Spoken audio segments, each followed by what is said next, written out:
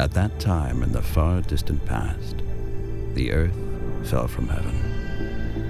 People lived in darkness. They did not know the sun, and they grew very old because there was no death. Then an old woman said, "Let us have both light and death." And so it came to pass that death came, and with it the sun, the moon, and the stars.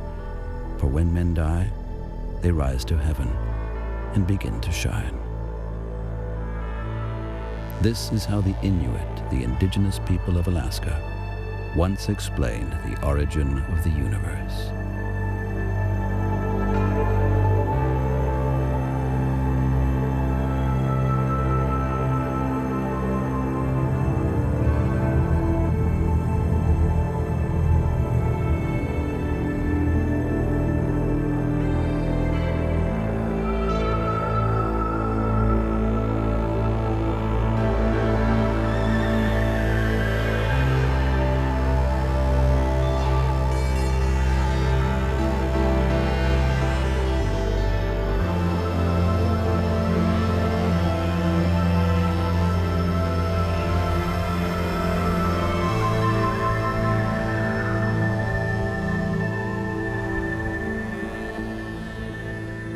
Every evening, everywhere around the world, a recurring drama takes place. The daytime sky disappears and gives way to the black of night, lit only by the moon and stars. This starry sky has fascinated people since time immemorial and inspired myriad myths about the origins of the world and the heavens above it.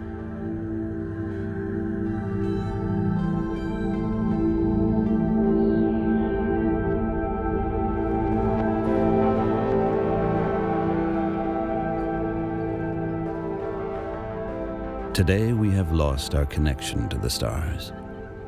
Artificial light allows us to lengthen the day and shorten the night. Our floodlit cities outshine the splendor of the solar system.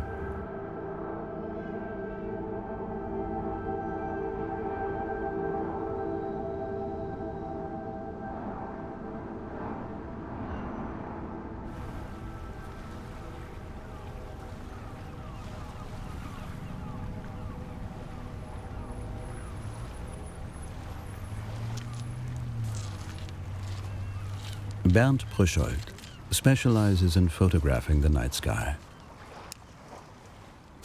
When he sets up his camera at dusk on the banks of the Rhine, the stars are barely visible.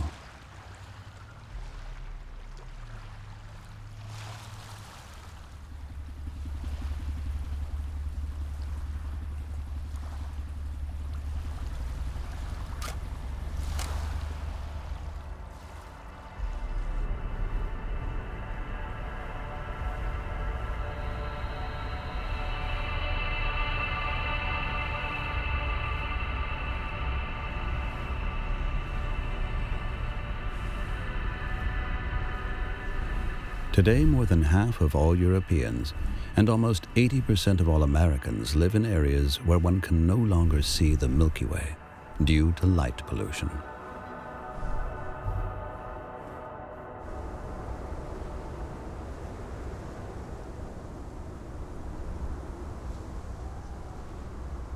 Those who want to see more stars must travel. In the north of Denmark, where the North and Baltic Seas meet, the air is clear, and a huge wandering sand dune has driven away the people who used to live here.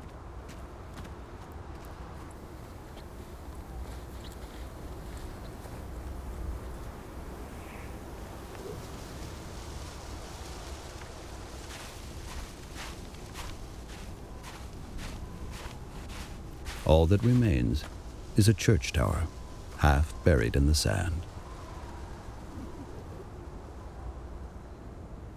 Das ist für die astronomische Landschaftsfotografie sehr interessant. Das ist umgeben von Meer, also von Nordsee und Ostsee. Und in der Nord- und Ostsee sind natürlich kaum künstliche Lichtquellen, sodass hier der Nachthimmel wirklich schon ziemlich dunkel ist. That night, the light-colored sand will reflect the light of the moon, perfect for a time lapse with the starry sky behind.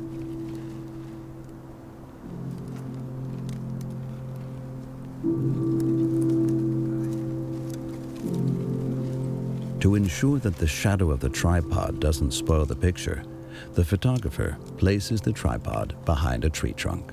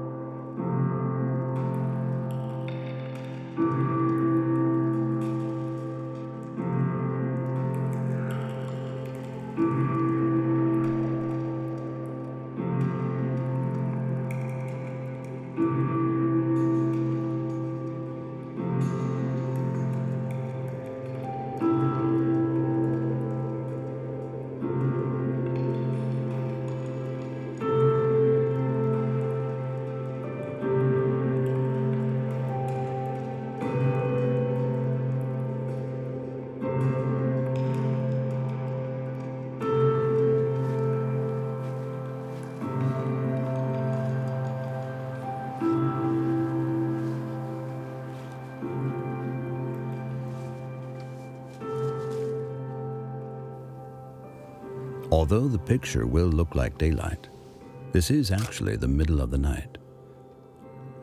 The sand dune can clearly be seen in the moonlight, so it will take the lead role in today's picture. But the strong moonlight means that the stars are not as bright as they could be on Bount's time-lapse film. Each frame is exposed for 20 seconds, making every celestial body appear much brighter than when viewed with the naked eye. The full moon seems almost as bright as the sun. To get this effect, Bount can take a maximum of 3 photos per minute. Even a whole night's work, when played back at 25 photos per second, might produce a time-lapse film only a few seconds long.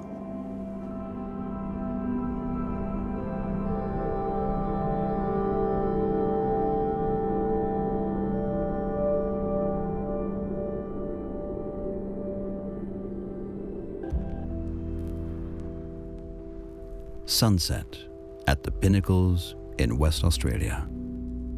The Nambong National Park is home to hundreds of limestone columns, the remains of a giant sand dune that covered the landscape tens of thousands of years ago.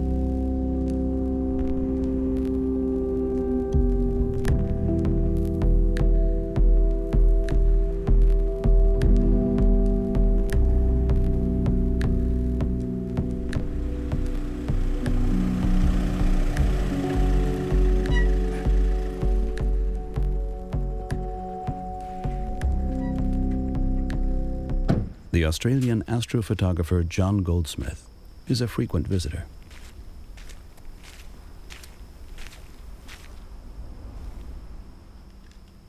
This time of day at the Pinnacles is absolutely gorgeous. This is the time when the shadows just lengthen out, and it's just magnificent. Huge shadows that just stretch off to the horizon. So this is the time of the day that we really get underway with the camera gear. So I've got to head off. John records the night sky as it is seen in the southern hemisphere. Like Bount, who is watching the sky in northern Europe from the other side of the planet, John has been fascinated by the stars for decades.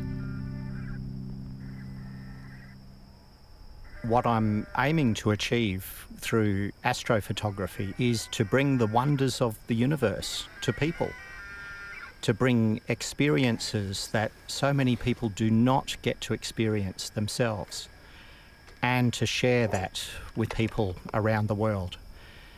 Because one thing that I've learnt is that our planet really is a small place, and that's what astrophotography reveals to us. Photographers like John, who want to open our eyes to the infinite expanse and fascinating beauty of the universe, are the modern descendants of the priests, astrologers, astronomers, and navigators who, from the dawn of man, have looked to the heavens for answers.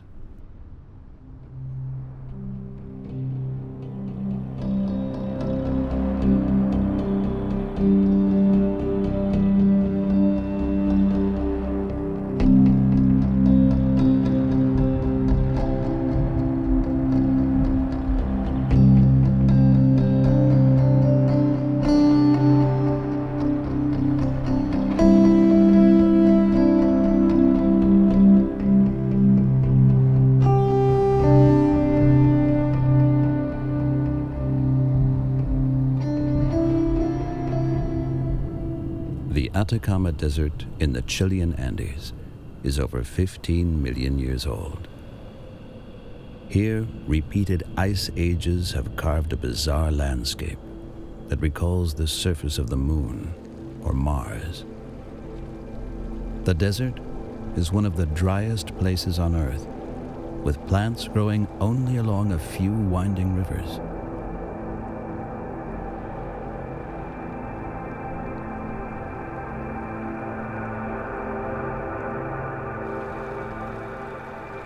As it almost never rains, and there are rarely any clouds to block out the stars, it is an ideal location for astrophotographers.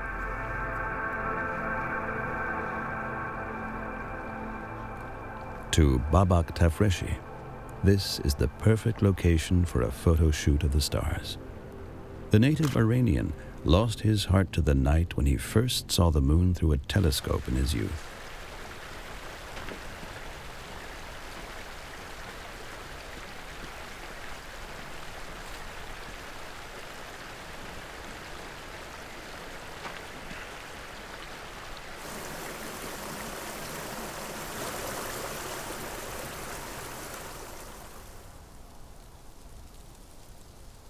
For most people, nighttime environment is time to relax, to go to parties, to restaurants.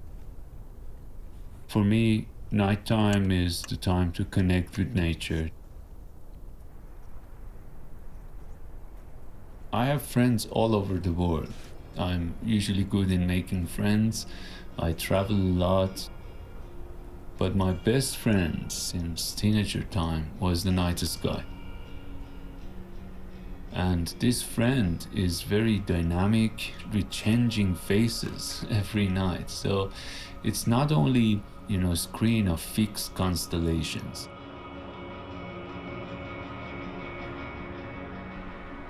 For centuries, people have been identifying constellations in the night sky. The ancient Greeks believed the gods had hung the stars in the form of heroes and other figures, either as thanks or punishment.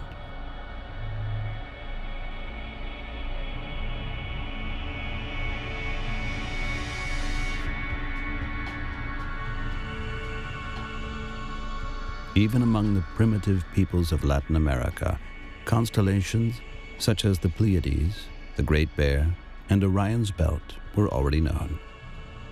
The Incas, for example, paid particular attention to the visibility of the Pleiades. Bright and clear meant a good harvest. Pale and barely visible meant there were lean times ahead.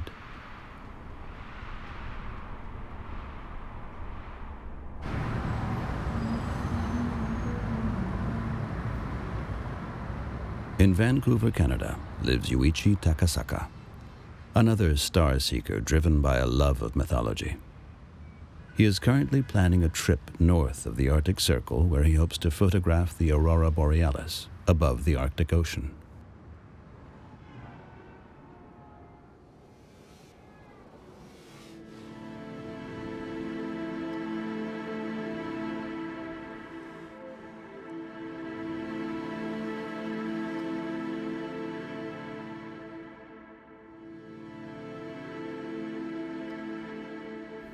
My name is Yuichi Takasaka. I was born in Japan but moved to Canada when I was 20 years old. So in Japan, we learn about northern lights, which we call aurora. In the schools, we learn there are so many media going about northern lights as well. So everybody in Japan would say, I would like to see northern lights before I die. As a professional astrophotographer, Yuichi has fulfilled a childhood dream and already taken millions of pictures of the famous aurora.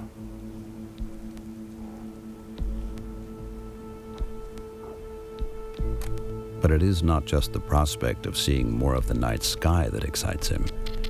He can't wait to see more of Canada itself.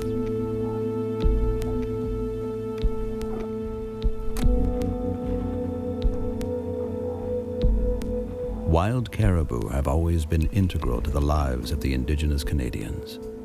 One legend tells the story of an Inuit who falls in love with a female caribou, then transforms himself into a male caribou so he can stay with her. Since then, this caribou man has offered his descendants to humans as food and is revered by the Inuit as a god.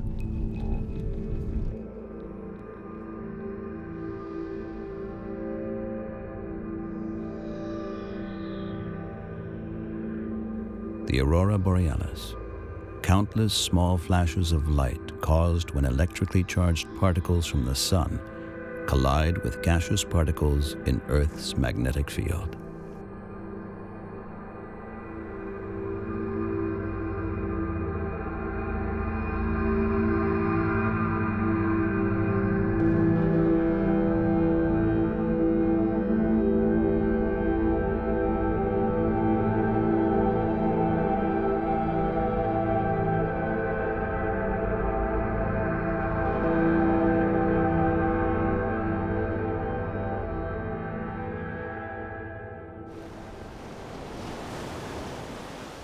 One thing all astrophotographers have in common is their desire to improve people's understanding, not just of their planet, but of their fellow humans.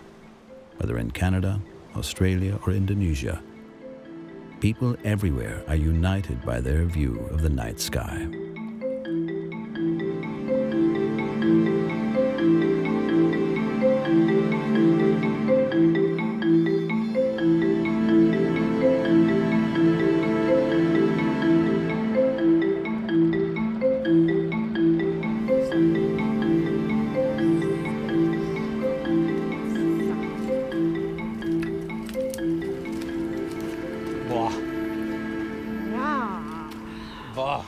Hier vorne, oder? Ja, ich glaube von da. Der Baum ist im Weg. Kannst du mal das halten, bitte? Ja. With his partner, Pascal Demy, Gernot Meiser almost never misses a solar eclipse. It has earned him the nickname Shadow Hunter. This time, Gernot and Pascal are in Indonesia, looking for the best place to view the next event.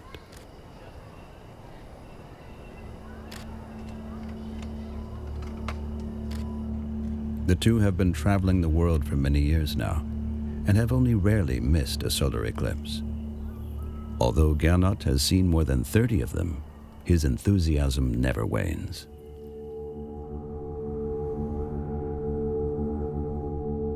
There is a total solar eclipse somewhere on the planet every year. When this happens, the moon travels in front of the sun, casting a shadow over part of the Earth. For a few precious minutes, day becomes night.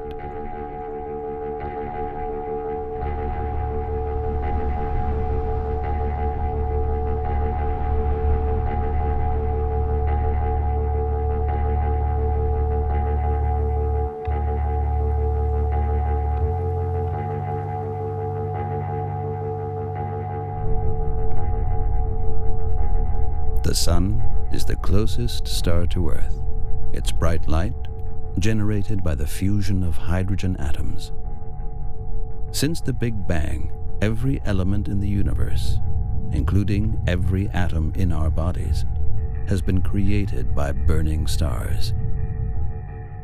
We are, as they say, merely stardust.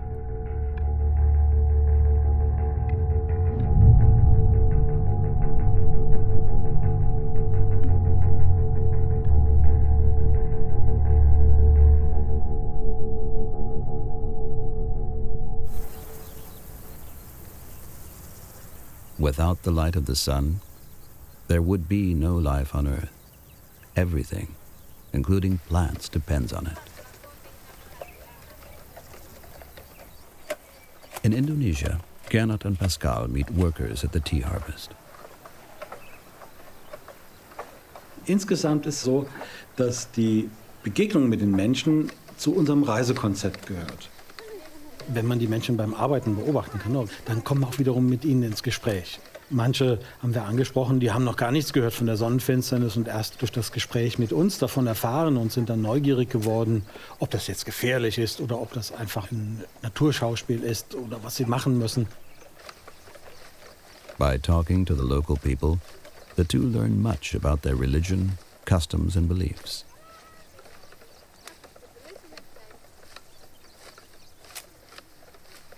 Here, the explanation given for a solar eclipse is very different to that given by scientists. Gerhana matahari nggih takut.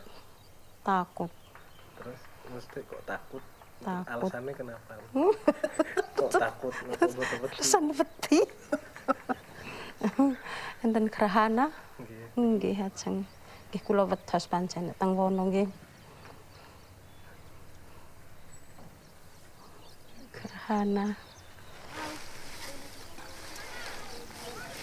In Indonesia, a solar eclipse is explained by a Chinese legend in which an evil dragon swallows the sun. To make him spit it back out again, the people must try to scare the dragon with drums and other loud noises. Not TV. You understand?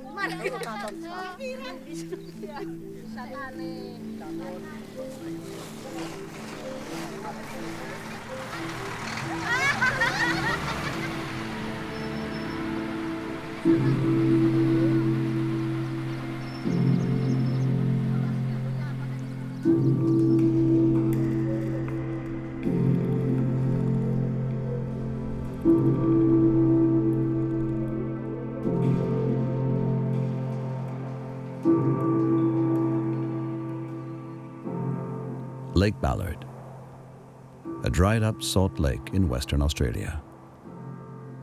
Seen from the air, the footprints of visitors look like brushstrokes on an abstract painting.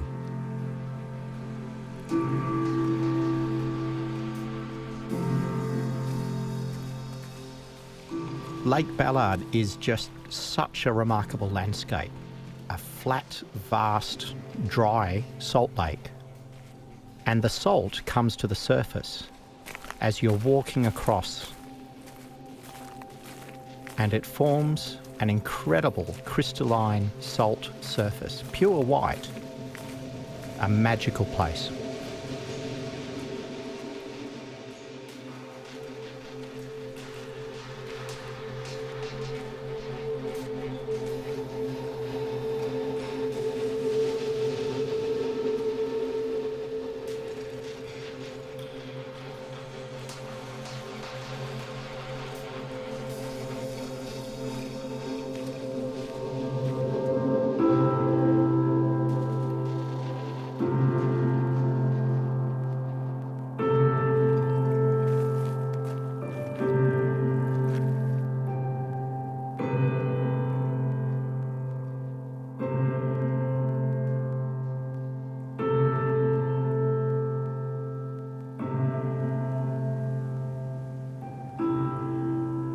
On the edge of the salt-encrusted lake is a single hill, the Pyramid Hill. Here in the heart of Australia, John is trying to find out how Aboriginal people explain the presence of the stars in the sky. Good to see you, Sue. John. Yeah, how are you? Lake Ballard, fantastic spot. Yes, spectacular. I find Australia's cultural history to be really special. 60,000 years of continuous human occupation, and it's Aboriginal culture and many cultures. And all of those cultures have been based on a very detailed, special knowledge of the environment in which Aboriginal people have lived for many thousands of years. And so to be able to hear stories from elders and people who have wonderful experience of the natural bushland and the cosmos is just such a special opportunity, a special experience.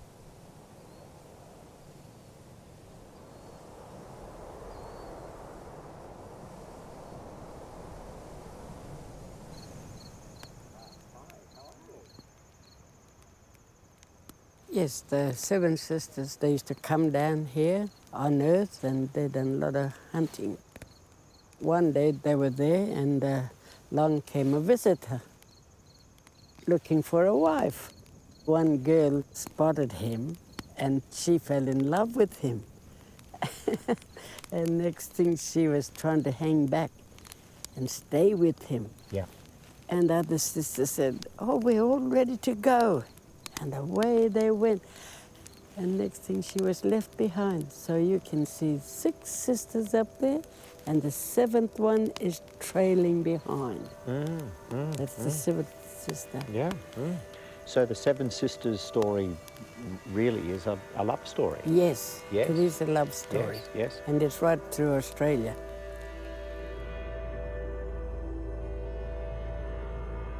The stars, known as the Seven Sisters in Australia, are called the Pleiades in Europe. They are an open cluster of stars and consequently sit very close together. In Greek mythology, the Pleiades were also sisters. One of them, Merope, married a mortal, but grew so ashamed that she covered herself. As a result, her star is the faintest of all the sisters.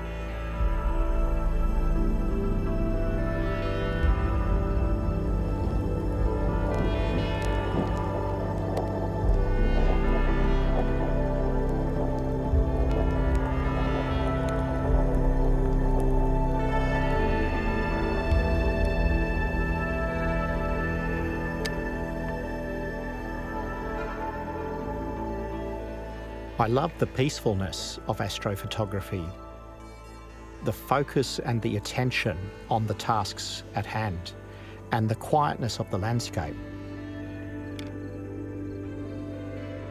In many cases, you are the one person witnessing this astronomical event in these incredible landscapes.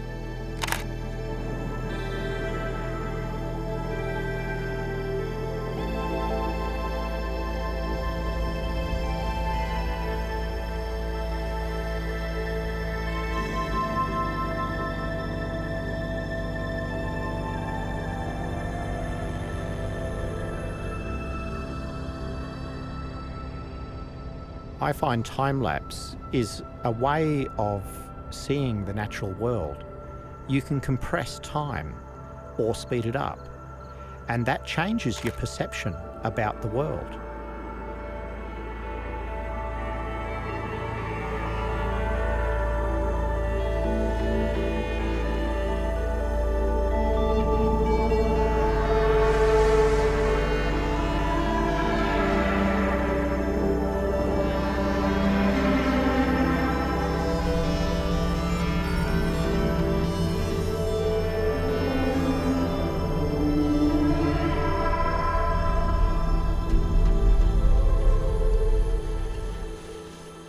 Bernt is in Norway, searching for Europe's darkest spot.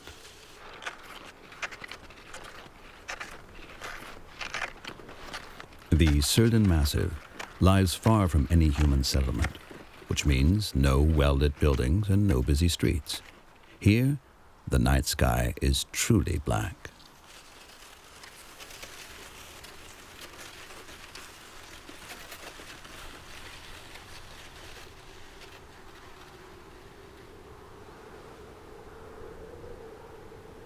So ungefähr habe ich mir das vorgestellt.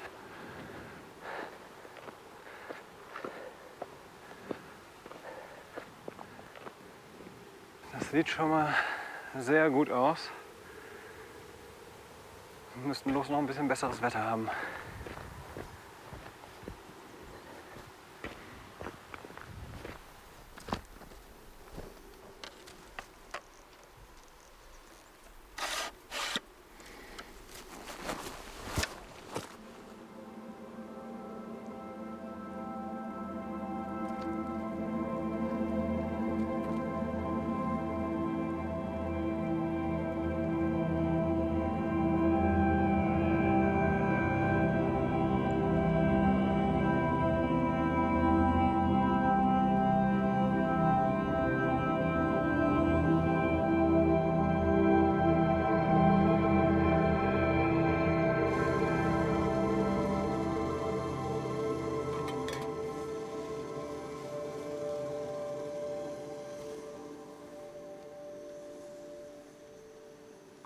Ich suche ja auf meinen Reisen die Einsamkeit und deshalb bin ich natürlich einsam.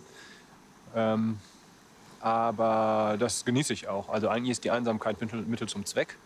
Es geht darum, Aufnahmen umzusetzen ohne störende Lichtquellen. Und sobald irgendwo Menschen in der Nähe sind, sind immer störende Lichtquellen in der Nähe.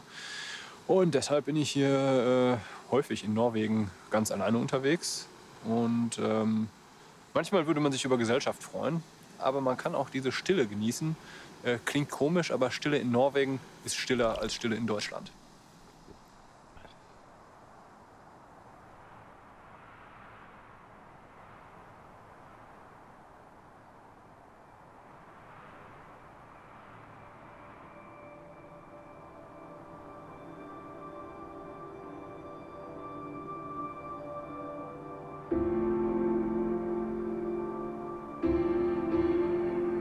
Wenn man sich die Sterne anschaut, ist es erstmal faszinierend, sich bewusst zu machen, dass man in die Vergangenheit schaut.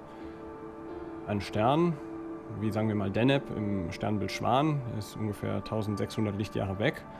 Den sehen wir ganz genau so, wie er im Jahr 400 nach Christus aussah. Das heißt, der Sternenhimmel ist ganz real, ohne dass man da Metaphorik benutzen muss, eine Zeitmaschine. Also wir können in die Vergangenheit schauen. Und das ist natürlich ein sehr faszinierender Gedanke.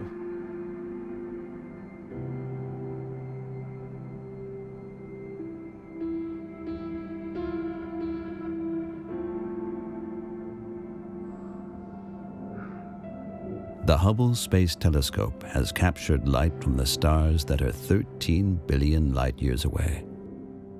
Stars that in all likelihood burned out long ago.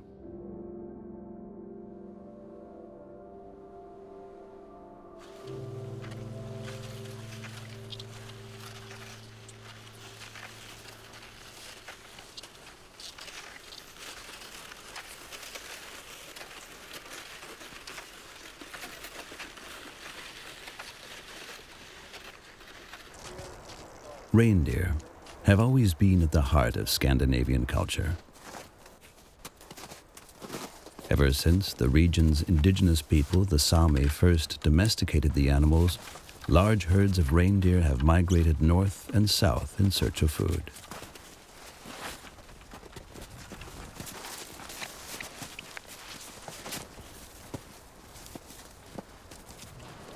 The reason we use this is their natural food in winter. All around here in this area, it's all covered with reindeer moss. It's called the kvetkrull. No, it's tasteless. Can I taste it? No. You can eat it? Oh. It's not good, but it doesn't taste anything. I've been hiking here a lot in the last years, but I never knew that it's possible to eat it. When they moved with the reindeer herds in night, when it was clear sky, you can navigate after the North Star. That I have learned, to know where north is, always.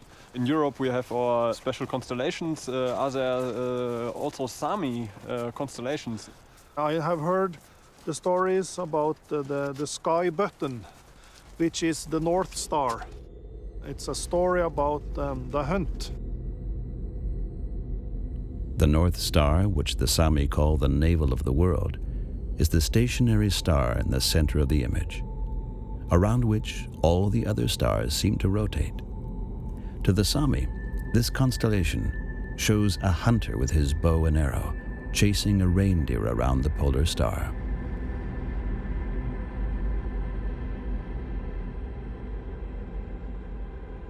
The hunt was going on all the night, from when it was dark till it started to be light again in morning.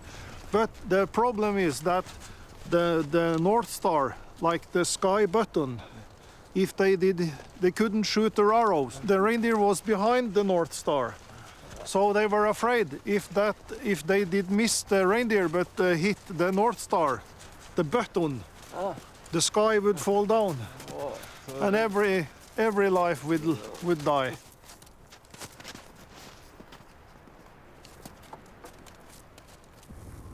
when you are sitting far away out in the wilderness, far away from electric lights, and it's complete dark, and all these diamonds, the stars all over you, and you hear the enjoyable grunts from the reindeers, and that they are having good.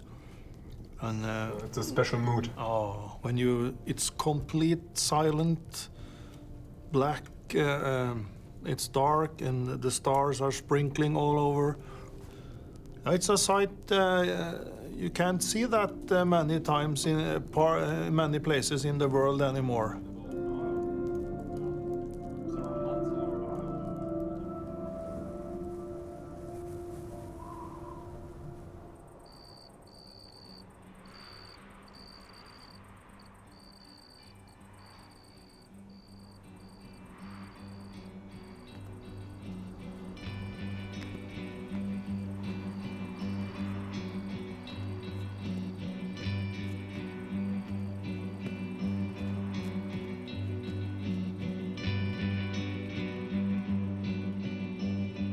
Many places of the Atacama Desert are still perfectly dark at nighttime. At the same time, it's one of the driest places on the planet.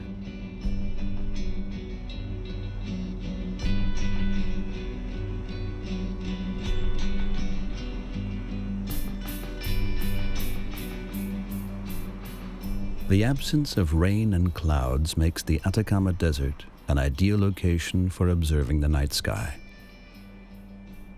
In La Silla, the enormous telescopes of the European Southern Observatory are being used to unravel the secrets of the universe.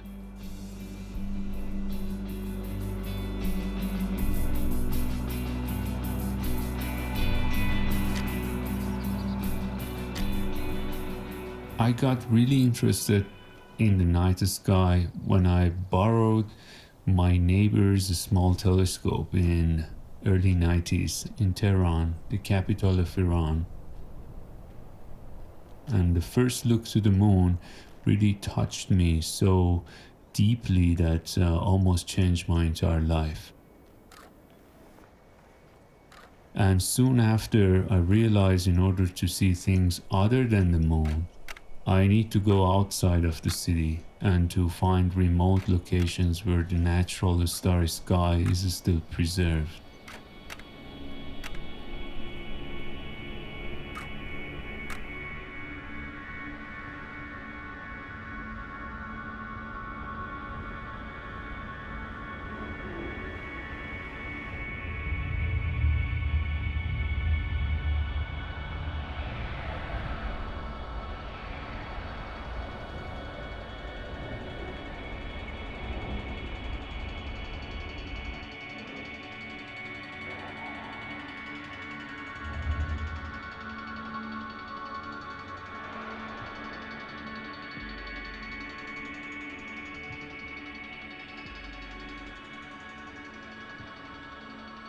I believe experiencing the view of the Milky Way in natural night sky, just seeing it with your own eyes, is something that every person on this planet should experience. It will be an everlasting memory in your mind.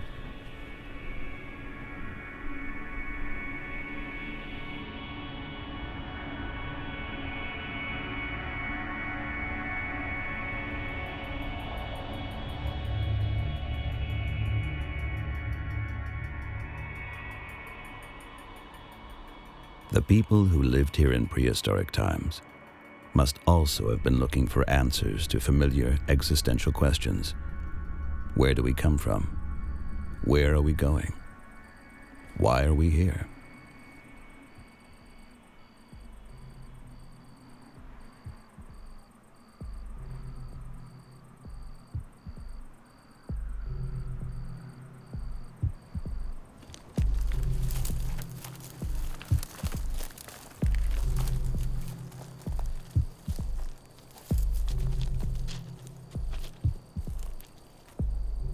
Not far from the observatory, carvings from the distant past have been etched into the stones. Babak searches these petroglyphs for any images connecting heaven and earth.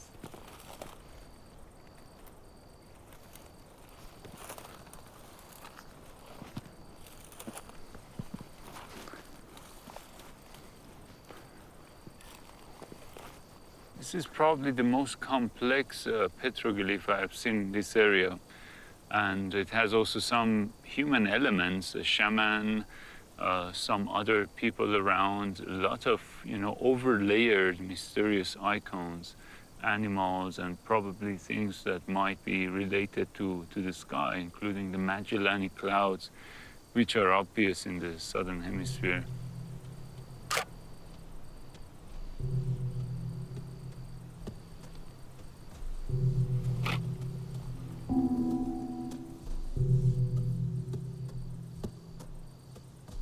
I like to show the connection of these past landmarks with past time of the universe and with the starlights that are arriving to us after traveling hundreds of years in space.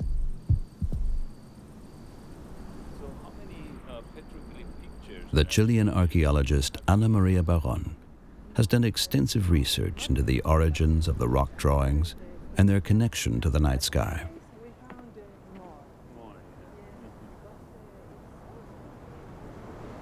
Este panel está puesto en un lugar muy especial de todo lo que es el entorno de Hierbas Buenas, que es un lugar de pastoreo y probablemente de inicio de la domesticación de los camélidos.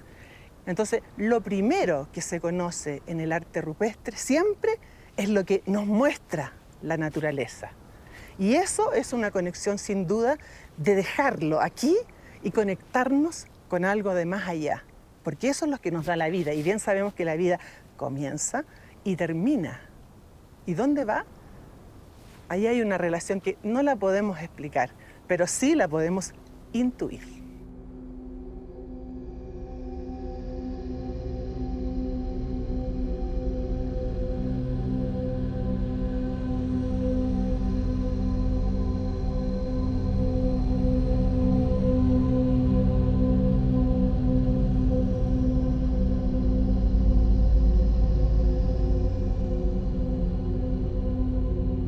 For the indigenous people of Chile, the llama was not only their prime source of food, it was a god worthy of worship. It was the link between the earth, the heavens, and the vastness of the universe. And it can all be seen in these early petroglyphs.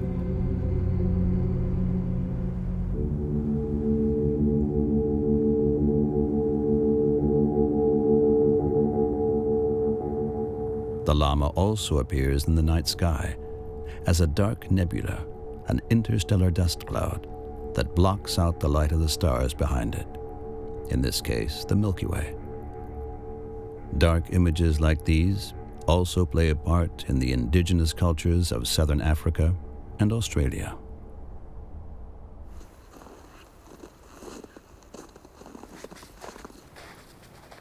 On his trip to the Arctic Ocean, Yuichi visits the Five Finger Rapids on the Yukon River. Here, the Great River, as the Yukon was called by the First Nation people, was channeled by 4 basalt islands into 5 sets of rapids, or fingers. However, to make it easier for boats to pass, one of the rock columns has now been removed. What was also known as Manitou's strong hand is now missing a finger.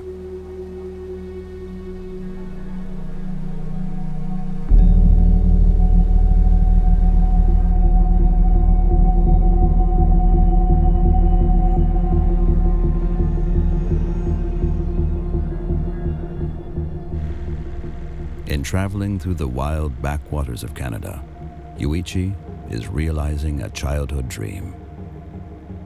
Now all that remains is to see the northern lights over the Arctic Ocean. When I was young, I liked to listen to music.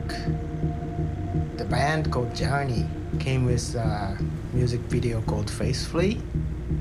They are just going concert to concert on their own big bus. The view was just amazing from tundra to desert.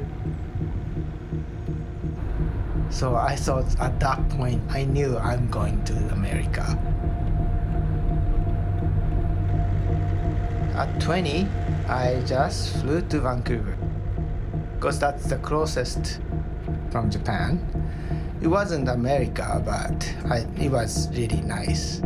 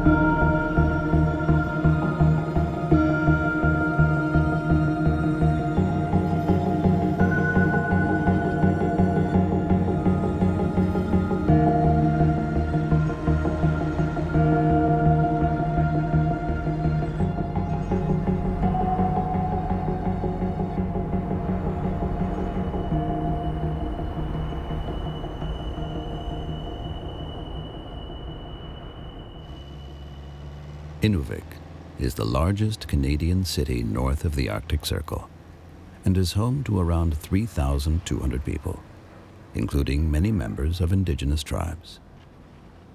Inuit culture includes many legends about the Northern Lights. Some Inuit see them as the spirits of their dead or the souls of fallen warriors. Others see them as a bad omen. Lillian Elias is an Inuit who has grown up with the ancient myths of her people.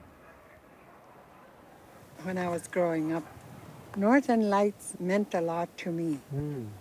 Before I moved to Inuvik, 13 years, I was only 13 years old when I moved to Inuvik, and Northern Lights got less and less because we stayed inside the night. Because of that we have a lot of TV and everything. Our ancestors, my grandparents, my parents would tell us that if we whistle really loud, the Northern Lights are going to come down. They're going to come down and cut your neck right off and you see your head rolling. Oh, that's yeah. the first story I heard.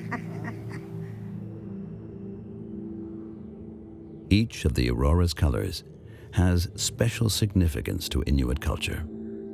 Red represents the strength that is given to man. Green is the growth of plants. And yellow represents light, which is particularly important here, where the sun barely rises from November to January.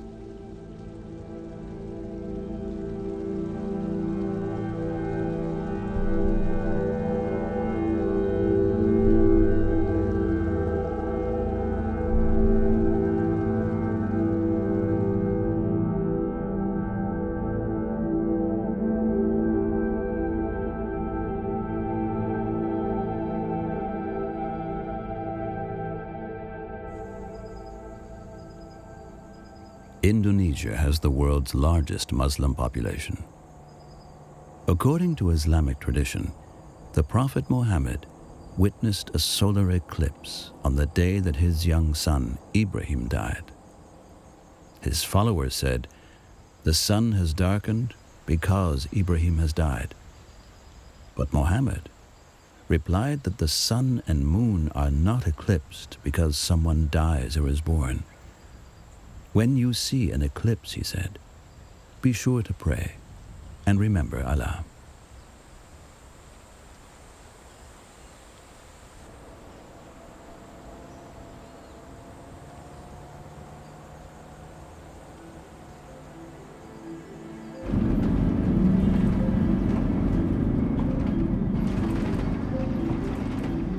As a child, Gernot loved when a stranger came to his school, disrupted the daily routine, and talked about their lives.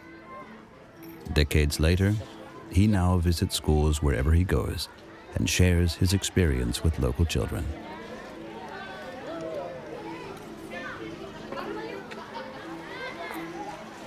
Jetzt direkt?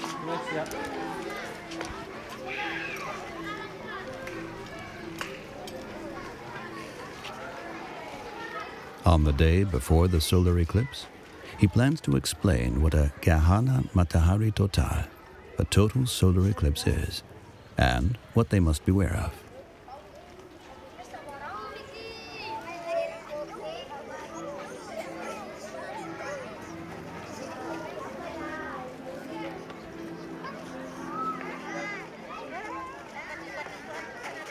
Wenn man denen sagt, wir kommen, um die Sonnenfinsternis zu sehen, dann sagen die, ja, wir wissen, es ist eine Sonnenfinsternis, aber das soll man ja nicht hingucken, weil zum Beispiel der Imam gesagt hat, nee, guck da nicht hin, aus welchen Gründen auch immer. Die Gründe kenne ich nicht.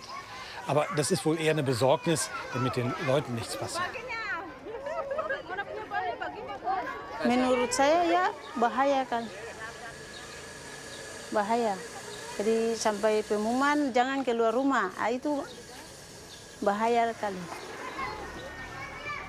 Gernot and Pascal explain that the most dangerous thing is to look directly at the sun, which is why they have brought many protective glasses.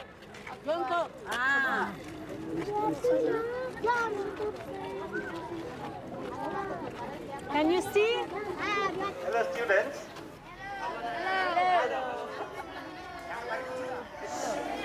So, we have brought for you some glasses, goggles to see the Gerhana Matahari Total. Jadi kacamata itu nanti bisa dipakai buat melihat gerhana matahari total ya. Kami sangat bangga sama kalian semua. At the beginning of the Gerhana Matahari, the moon will cover the sun very slowly. Then you need these glasses because the sun is very bright. Also Schüler und Lehrer blicken dem Ereignis irgendwie zwiegespalten entgegen. Das muss man aus dem Weg räumen, damit überhaupt diese kindliche Neugier, die vorhanden ist, auch rausgelassen werden kann. Die ist nämlich eingesperrt.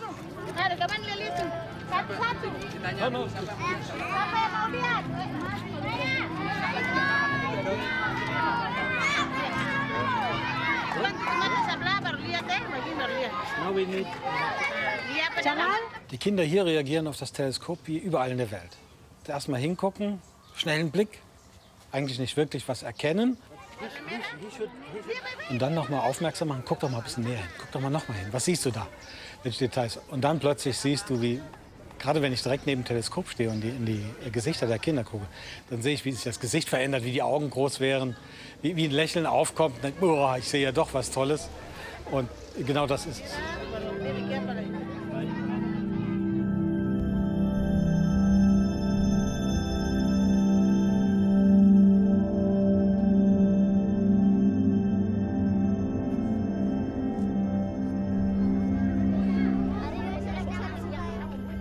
Gernot has built a telescope equipped with special dark filters so that children can look directly into the sun without damaging their eyes.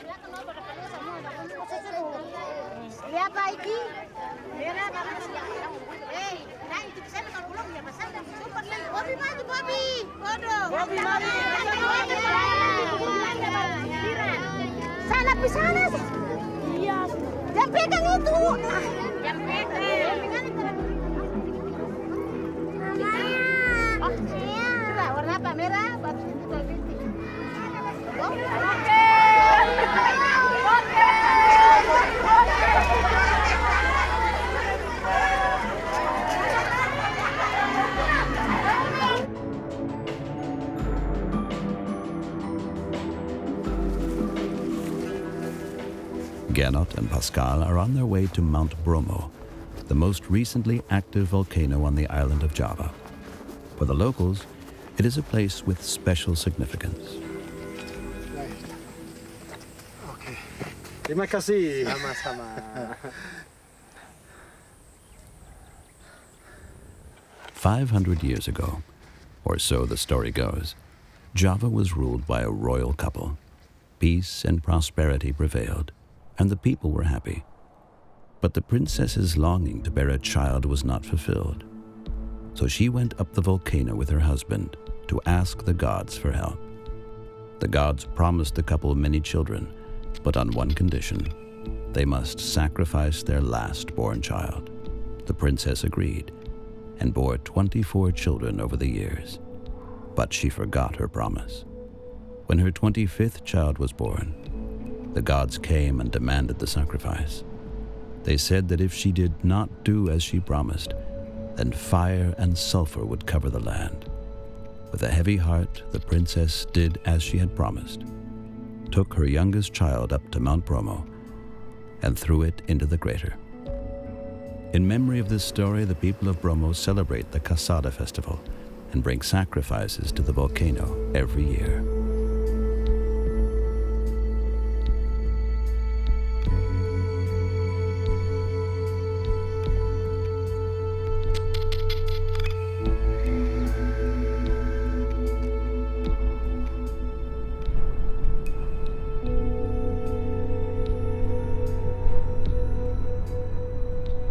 Die Sterne bedeuten uns heute mehr als nur die reine Naturwissenschaft und die Neugier, was da draußen ist, sondern die Sterne ist so das Dach über uns. Wir leben alle unter demselben Himmel. Ob das die Indonesier sind, wenn sie das Sternbild Orion angucken, hier von Indonesien aus, dann sehen sie es einfach nur von der anderen Seite als wir, wenn wir von zu Hause aus nach dem Sternbild gucken. Aber trotzdem sind wir unter einem gemeinsamen Dach.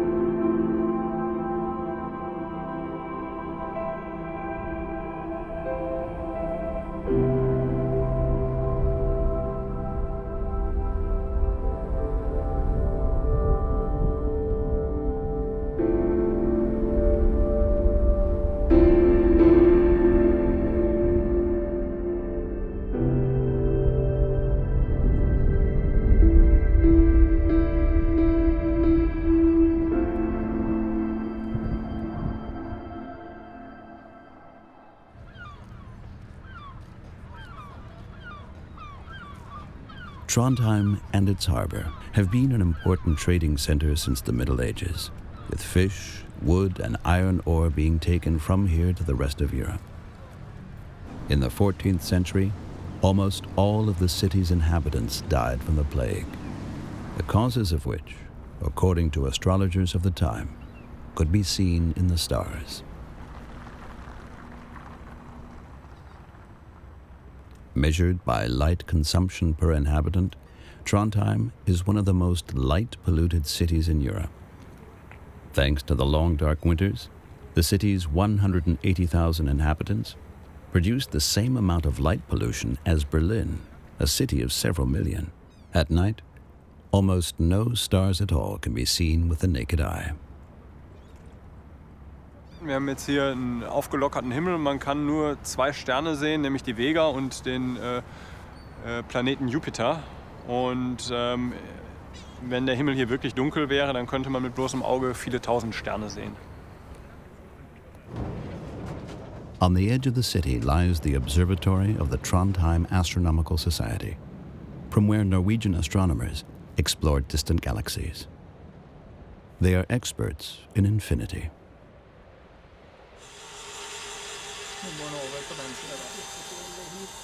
So this one you took in the last month? Yeah. And what you see here is what we call the Heart and Soul Nebula, and it's not very easy to see that it's a nebula. And then we have used a filter that takes only a very narrow portion of the light. In each shot of the galactic fog, special lenses filter out different elements, such as hydrogen or oxygen. Without these different light sources, the result is a picture that provides fascinating insights into the composition and history of the universe. Yeah, just a very beautiful image. Yeah. And if you see all the dots in here, the small structures, if you can you magnify it a little bit, Alan?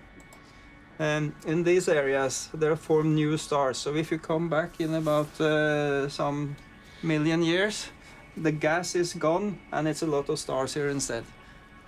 So I actually feel that I watch the creation when I watch the stars. And then we know that this is actually the process of creating the pieces we are built of.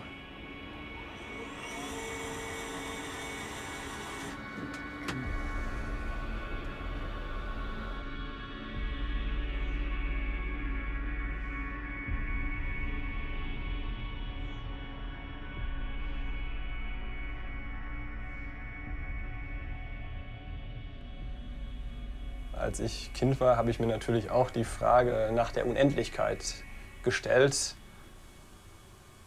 Mama, wie groß ist das Universum? Und dann die unbefriedigende Antwort, es ist unendlich. Aber was ist dann dahinter?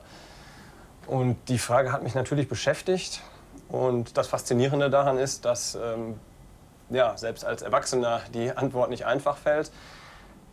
Aber die moderne Physik hat eine ganz einfache Antwort, die sagt, das Universum ist durchaus endlich.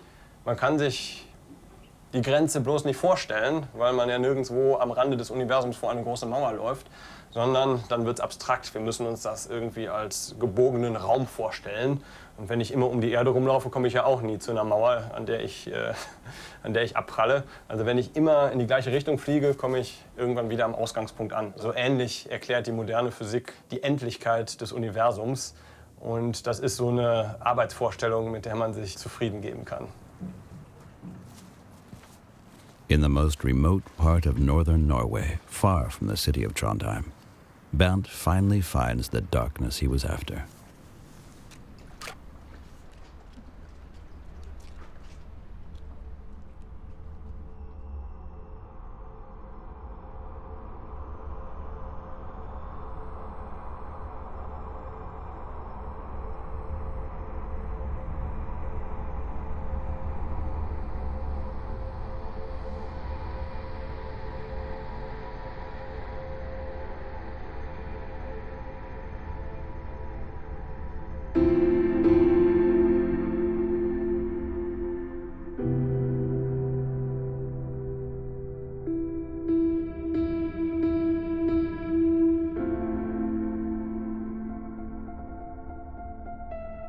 Die Raumsonde Voyager hat ein historisches Bild vor einigen Jahrzehnten zurück zur Erde gefunkt, mit einem ganz unscheinbaren weißen Punkt, zu dem die Erde wird, wenn man sich an den Rand des Sonnensystems begibt. Und wenn man sich dann fragt, was der Mensch ist, wird man feststellen, dass er nicht so wichtig ist, wie er denkt.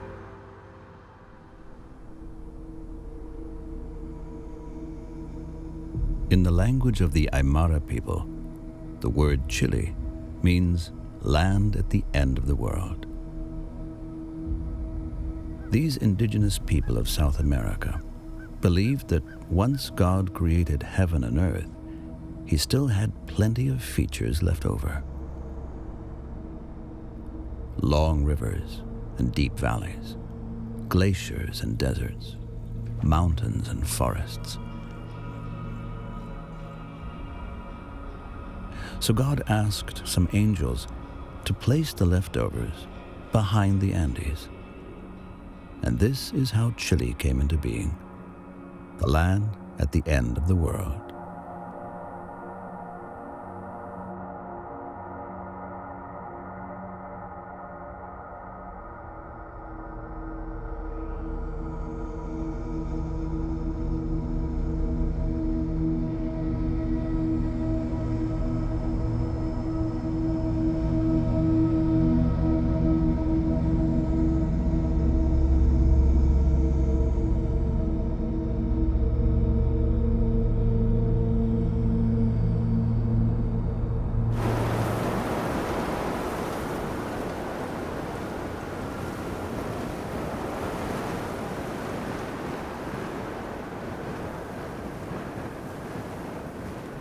Given the region's unique weather conditions, it is not surprising that this is home to one of the most important astronomy projects in the world. The base station of the Alma Observatory sits 3,000 meters above sea level, but it's the 66 radio telescopes, more than 2,000 meters higher up, that are the main attractions for the scientists and engineers who come here from all over the world.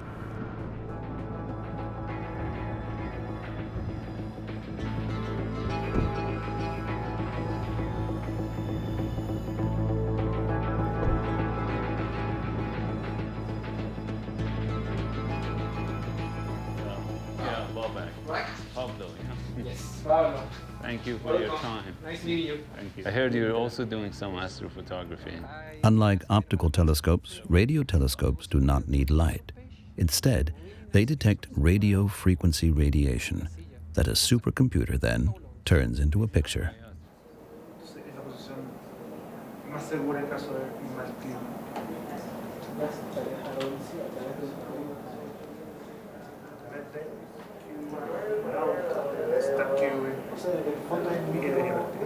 What ALMA does is to catch those very faint signals that come from outer space to make a beautiful image of something that we cannot see with our eyes. Of course, it's impossible to see with the optical telescope, but ALMA, we can do it. We can see molecules in the outer space, we can see where sugar is, we can see the alcohol was found. Really crazy thing that we are doing with this. It is bitterly cold. And at 5,000 meters above sea level, Babak needs extra oxygen.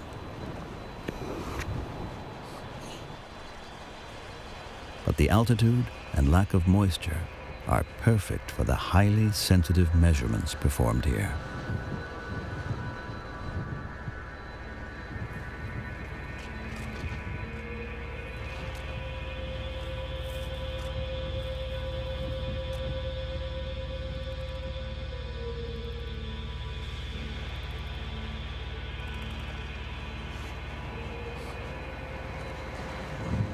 First of all, being on top of the world's observatories in a way, because this is one of the world's highest, it's such a great feeling that you forget about the freezing temperature, wind, and the issue with the lights.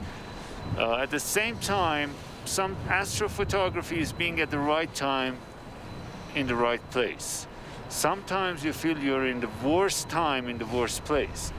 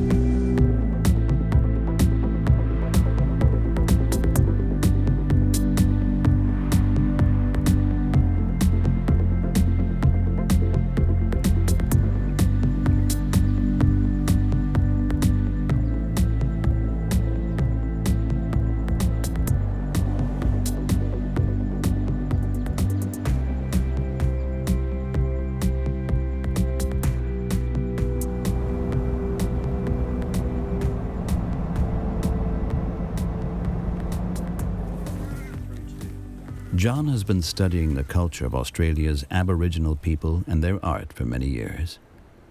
In a gallery devoted to works by local Aboriginal artists, he and his colleague Scott Murray meet Deirdre, who is exhibiting her paintings of the Australian night sky.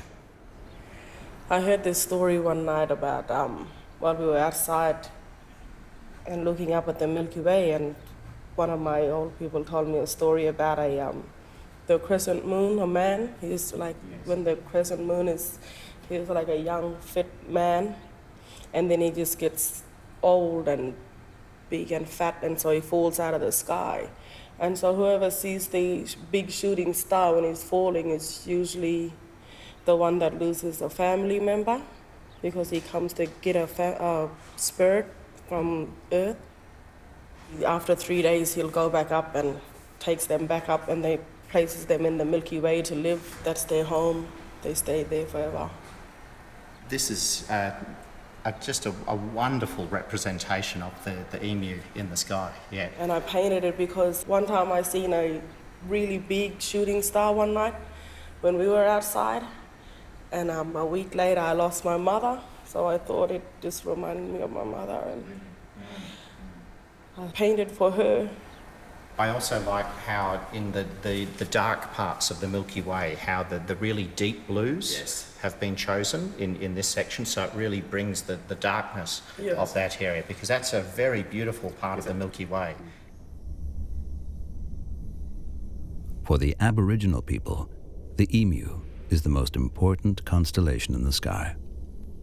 Like the llama in Chile, the emu is found in a dark nebula, so it is seen in the darkness between star groups, rather than in how the stars connect.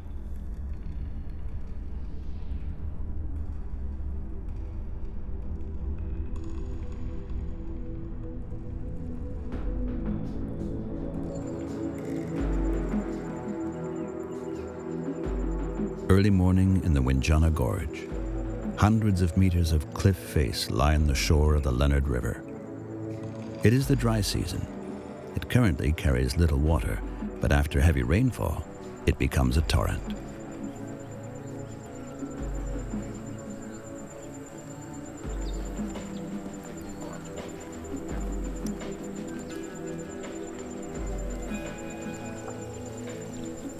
The landscape was formed millions of years ago when the seabed rose up and a huge coral reef came free. Because of all of the things in the natural world, so many things change. Animals and plants come and go, landscapes get worn away over geological time. But the night sky, over thousands of years, remains essentially the same.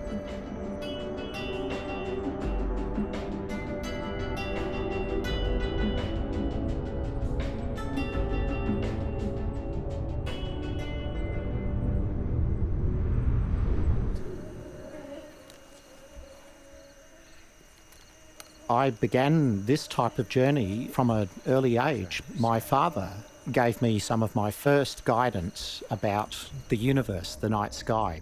He drew me a map of the solar system, and it had a huge influence on me because it gave me a sense of the vast universe. Every culture in the world relates in some way to the night sky. Many different cultures around the world have their own observations, their own stories, their own knowledge passed on within their communities. That is part of the richness of humanity.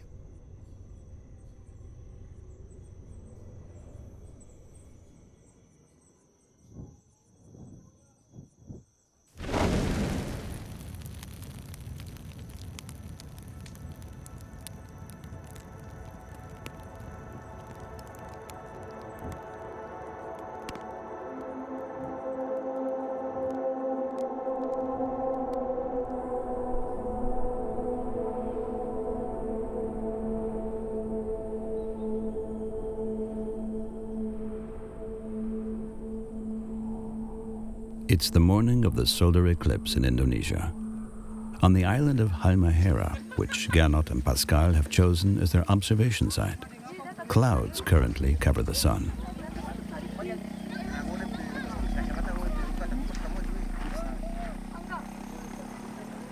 Die Hoffnung war da, und jetzt rollt was an, was es vielleicht versaut, dass wir das sehen können. Oder dass all die Leute, die herkommen, es nicht sehen werden, die wir eigentlich schon darauf eingeschworen haben. Das soll es jetzt zum ersten Mal passieren, nach weit über 30 Sonnenfinsternissen, die ich rund um den Globus gesehen habe.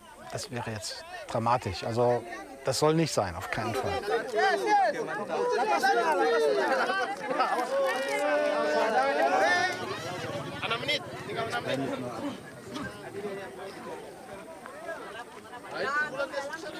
But then, relief.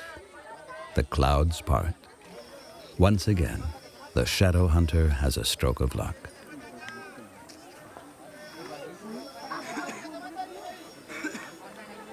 Fünf, 4, 3, 2, 1, Kontakt.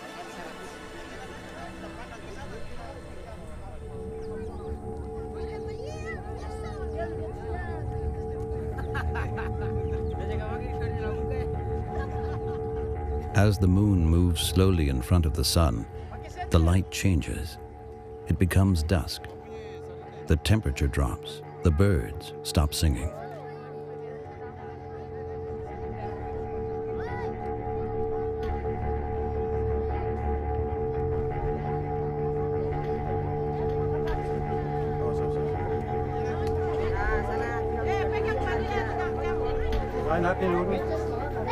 Three and a half minutes. 3.5 minutes. Okay?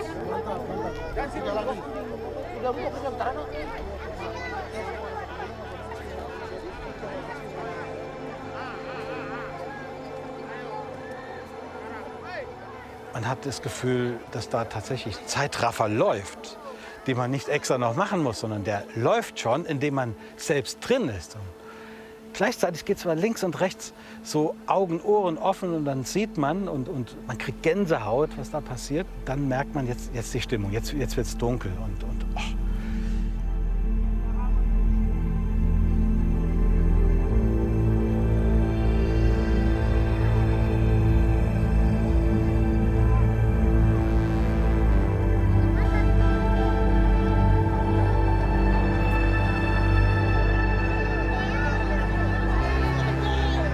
Nach dem Moment der Anspannung kommt das Gefühl der unendlichen Weite. Man steht im Schatten des Mondes. Angesichts eines kosmischen Ereignisses komme ich mir ganz winzig vor. All die Problematiken, die drumherum sind, zählen für diese paar Minuten einfach nicht mehr.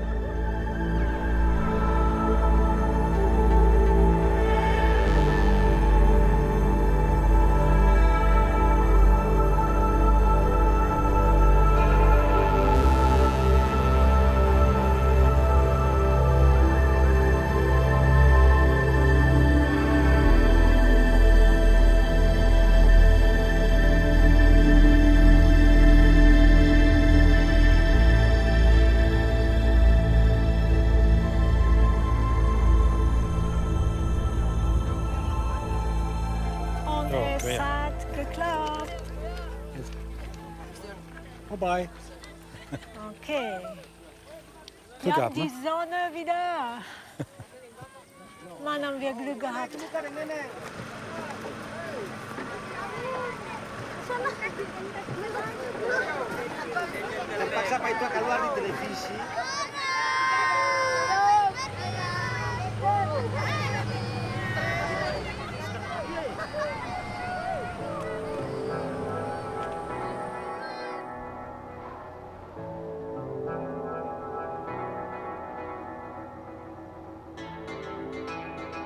On the way to the Northern Lights, Yuichi has left the Arctic Circle behind him and continues north, driving on the frozen Mackenzie River.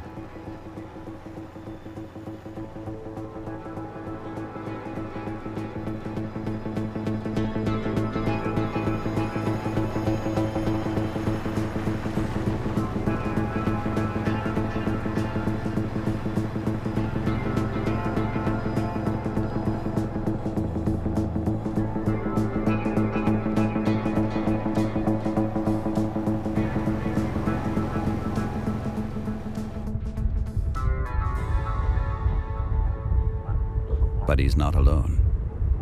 A huge reindeer herd uses the frozen river for their migration.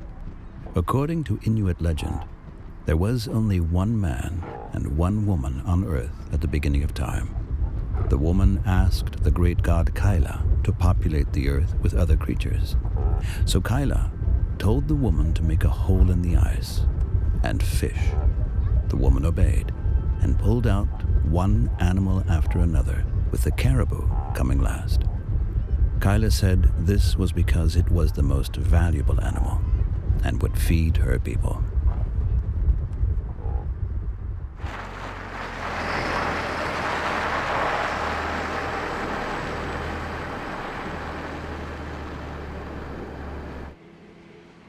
Tuktoyaktuk is located in the north of Canada, on the edge of the North Pole. Yuichi has finally reached his destination.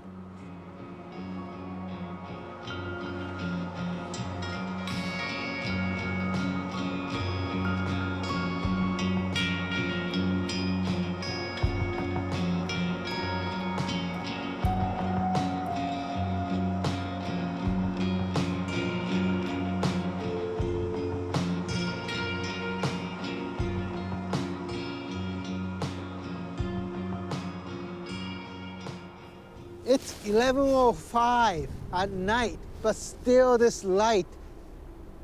That is the whole Beaufort Sea, which is a part of Arctic Ocean. This is where I wanted to film the Northern Lights for many, many years.